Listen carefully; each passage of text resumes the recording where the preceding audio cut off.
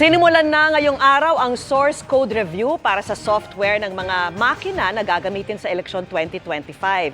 Nilahukan ng iba't ibang eksperto sa information technology ang pagsiyasat sa parte ng software program na nagbibigay ng set of instructions sa makina kung ano at paano gagawin ang trabaho nito sa eleksyon 2025.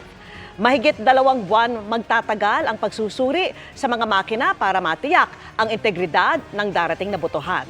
Kapag may nakitang discrepancy, ire-report ito sa COMELEC ng mga IT expert.